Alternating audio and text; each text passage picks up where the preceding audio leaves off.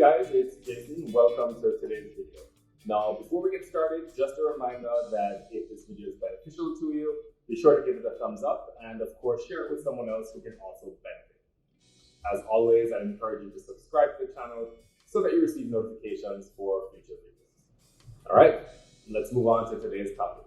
So I'm sure you'll agree that when it comes to lifting, most guys are focused on 3 body parts and usually in this order. So number 1, chest, number 2, biceps, number 3, shoulders. So I'm sure somewhere along the way, back gets incorporated, some triceps, maybe some legs might get some attention, but the focus really is on those big 3. So of the 3, let's tackle the most important of the bunch. Let's talk about the most effective exercises for overall chest or pec development. I know most people, when they think about training chest, their minds automatically go to flat barbell bench press as the king of chest exercises all day, every day. And I completely disagree. It is not at all in my top 5 for most people. Qualified most people. Why?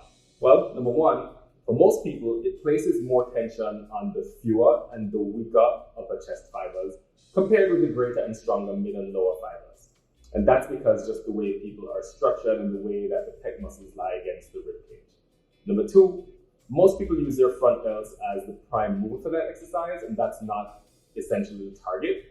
Number 3, all sorts of momentum and uncontrolled ranges of motion are usually used. And number 4, these uncontrolled ranges of motion and momentum plus heavy weight makes this exercise the number 1 cause of gym-related injuries. All for an exercise that really just doesn't get most people the gains that they actually are trying to use it for. All right, so with flat barbell bench press out of the way, my top 5 are selected to target all 3 regions of the triangular-shaped pec major muscle. First, the clavicular or upper pec fibers. Secondly, the mid pec fibers, also called the sternocostal fibers. And then the lower or abdominal pec fibers. What are the top 5? My top 5 are number 1, warm up. Do that with push-ups. Use push-ups to activate the pecs, either with your torso parallel to the floor, so a regular push-up, or with your torso elevated, getting your hands on a bench or a box or something else that's reasonably elevated. And then do a couple reps with your feet instead elevated. Why? Activating the pecs before heading into a workout will help the mental connection with the target muscles, and that's going to help you to recruit as many pec fibers as possible during your working sets with minimum input from other muscles that we tend to use like the front delts. Number 2, dumbbell chest presses. This is where we'll start targeting the mid and lower pec fibers. Why are we going to do that? Well, now we have the ability to stress the pecs with heavier weight by recruiting the bulk of the muscle mid to lower. And ideally, this path of motion that will be selected will be so that the plane of motion for the press is going to align with the angle at which your pecs lie against your rib cage. And for most people, that's going to be a declined torso angle. Another benefit is that this exercise provides external stabilization from a bench, and that helps you to maintain scapular retraction.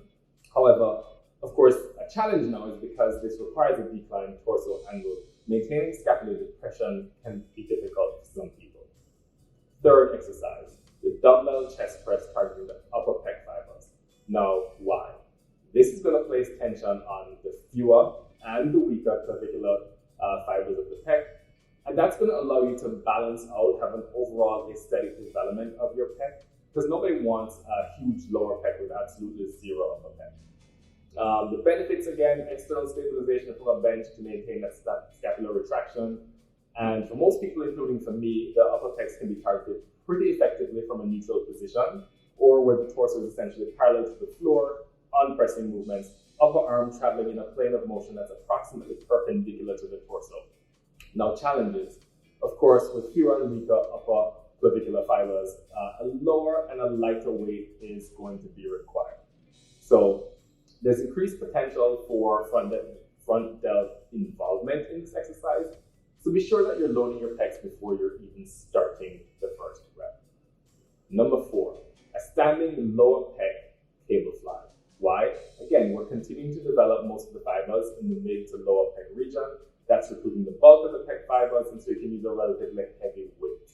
This is going to provide significant tension when the pecs are in a shortened position, so it really stretches that position of the muscle, as compared with any pressing movement using free weights, where you're opposing the force of gravity, and tension at the top of the movement is therefore going to be limited.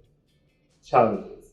Of course, this is going to require pretty significant internal stabilization of the hips, core, and shoulders. And your ability to stabilize yourself internally is going to affect your ability to generate tension. All right, last one. This is sort of dealer's choice now. So a mid to upper pec targeted fly. You can either use a bench and some dumbbells, or stand and use cables, or some mixture of those two things. Why? So depending on where you position this in your routine and your ability to generate internal stability, you can make the decision as to the risk-benefit of using, number one, external stabilization with a bench or not, and number two, using dumbbells / barbell, so free weights of gravity versus a cable, and whether or not you want to get the resistance in the shortened position. So an overall solid routine might look like this. Number one, warm-up activation with push-ups. Number two, a lower pec dumbbell press. Number three, an upper pec focused dumbbell press. Number four, a lower pec focused fly. And finally, some sort of an upper chest focused fly.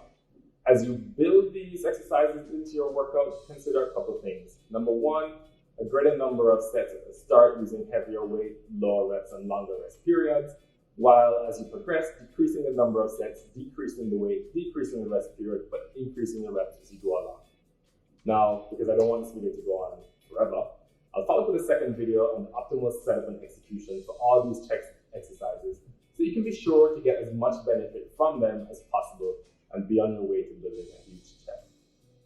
So that's it for now, guys. Until the next video, as always, aloha from Kauai.